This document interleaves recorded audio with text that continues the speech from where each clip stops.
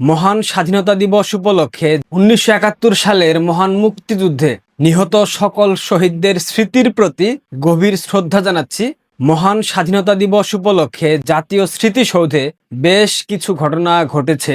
এসব আমি বলতাম না, কিন্তু আমি বলতে বাধ্য হচ্ছে এবং আমি তাদেরকে বলতেছি, তাদের উদ্দেশ্য করে বলতেছি যারা এত মাস যাবত, এত বছর যাবত বলে এসেছেন বিএনপিকে ভোট দিতে হবে, জামাতকে ঠেকাতে হলে বিএনপির বিকল্প নাই, বিএনপি মুক্তিযুদ্ধের পক্ষের দল, বিএনপি স্বাধীনতার পক্ষের দল। অনেকে বলেছেন, আমার ভিউয়ার যারা আছেন এদের মধ্যে অনেকের ধারণা ছিল আপাতত দেশকে রক্ষা করতে, স্বাধীনতাকে রক্ষা করতে, সার্বভৌমত্বকে রক্ষা করতে, মুক্তিযুদ্ধকে রক্ষা করতে বিএনপিকে প্রয়োজন। সুতরাং আওয়ামী লীগের ভোটারদের উচিত বিএনপির নেতাকর্মীদেরকে, বিএনপির প্রার্থীদেরকে ভোট দিয়ে জয়যুক্ত করা। বলেছিলেন কিনা অস্বীকার করতে পারবেন না। আমি কিন্তু একবারের জন্যও বলি নাই বিএনপিকে ভোট দেন কিংবা বিএনপি স্বাধীনতার পক্ষের শক্তি। লাস্ট যে ভিডিও আপলোড করেছি সেখানে একটা কথা বলেছি, সাপের বাচ্চা সবসময় সাপই হয়। সাপের বাচ্চাকে আপনি যদি মানুষের বাচ্চার সাথে বসবাস করার সুযোগ সৃষ্টি করে দেন, সাপের বাচ্চা সেই মানুষের বাচ্চাকে ছোবল মারবে। এইটা সাপের বাচ্চার পারিবারিক শিক্ষা। সুতরাং বিএনপি কিংবা তারেক রহমান কোনোদিনও মানুষ হবে না, এরা কোনোদিনও মুক্তিযুদ্ধকে ধারণ করতে পারবে না, এরা কোনোদিনও স্বাধীনতার পক্ষে কথা বলতে পারবে না। এরা শুধুমাত্র নিজেদের রাজনৈতিক সুবিধার জন্য স্বাধীনতার পক্ষে কথা বলে, মুক্তিযুদ্ধের পক্ষে কথা বলে, এর বাইরে আর কোনো কিছু না। জাস্ট ভোগাস, ভোগাস মানে ভোগাস। আজ মহান স্বাধীনতা দিবস। এই দিনকে কেন্দ্র করে বাংলাদেশের সকল শ্রেণী পেশার মানুষ, সকল ধর্মের, সকল মতাদর্শের মানুষ শহীদদের স্মৃতির প্রতি শ্রদ্ধা জানাতে জাতীয় স্মৃতিসৌধে যাবে। এইটা খুব স্বাভাবিক একটা ঘটনা। ১৬ বছরের শাসনামলে আওয়ামী লীগ যখন ক্ষমতায় ছিল, বিএনপি কি ফুল দিতে যায়নি? বিএনপি কি স্মৃতিসৌধে যায়নি? বিএনপি কি শহীদ মিনারে যায়নি? স্পষ্ট দেখেছি, আমি প্রত্যক্ষদর্শী। কে কি বললো আমি সেটা দেখবো না। নিয়মতান্ত্রিক উপায়ে বিএনপি সময় নিয়ে ফুল দিয়েছে, শ্রদ্ধা জানিয়েছে, সবকিছু করেছে। কিন্তু এখন স্মৃতিসৌধে বলেন, শহীদ মিনারে বলেন কিংবা অন্য কোনো স্মৃতিস্তম্ভে বলেন, আওয়ামী লীগের নেতাকর্মী হোক বা না হোক, জয় বাংলা স্লোগান দিলেই বিএনপির নেতাকর্মীদের মধ্যে জলাতঙ্ক শুরু হয়ে যায়। জয় বাংলা স্লোগান কি আওয়ামী লীগের বাপের সম্পত্তি? না। অনেকে বলবেন আওয়ামী লীগ বাপের সম্পত্তি বানিয়েছিল। ওকে, ভালো কথা, মেনে নিলাম। কিন্তু ৫ আগস্টের পর আওয়ামী লীগ তো জয় বাংলাকে বাপের সম্পত্তি বানায়নি। তাহলে ৫ আগস্টের পর কেন জয় বাংলা স্লোগান দিলে এই ধরনের ন্যাক্কারজনক ঘটনা ঘটানো হচ্ছে? যে কোনো ব্যক্তি জয় বাংলা স্লোগান দিলে তাকে কেন গ্রেফতার করা হচ্ছে? তাকে কেন মব করা হচ্ছে?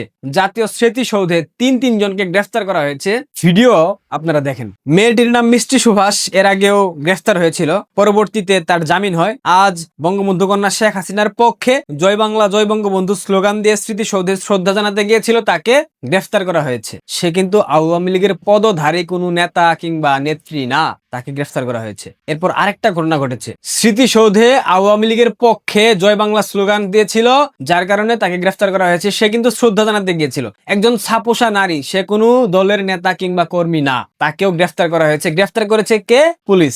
পুলিশ কার কথায় চলে? নিঃসন্দেহে বিএনপি। তাই তো আরেকটা ঘটনা ঘটেছে, দেখেন। ৩ জন ব্যক্তি একটা ফুলের তোড়া নিয়ে, সেখানে শেখ হাসিনার নাম ছিল, তারা স্মৃতিসৌধে শ্রদ্ধা জানাতে গিয়েছিল, তাদেরকে গ্রেফতার করা হয়েছে। বিশেষ কয়েক জায়গায় মবও করা হয়েছে। খুব জানতে ইচ্ছে করে, জয় বাংলা স্লোগান দিলে গ্রেফতার করা হবে? যারা কিনা কোনো দলের নেতাকর্মী না, যারা কোনো সংগঠনকে প্রতিনিধিত্ব করে না, তাদেরকে গ্রেফতার করা হচ্ছে। এই ৩টা ঘটনা দেখার পর আপনারা যারা এখনো বলছেন, বলার চেষ্টা করছেন, হতে পারেন বুদ্ধিজীবী, কবি, শিল্পী, সাহিত্যিক, যারাই বলার চেষ্টা করবেন বিএনপি স্বাধীনতার পক্ষের শক্তি, যারাই বলার চেষ্টা করবেন তারেক রহমান শুধরে গেছে, যারাই বলার চেষ্টা করবেন বিএনপি স্বাধীনতাকে ধারণ করে, আমি তাদের মুখে করে দেই। তারেক রহমান, একটা কথা আছে, এই দিন না, আরো দিন আছে। এই দিন সেই দিনের কাছে নিয়ে যাবে।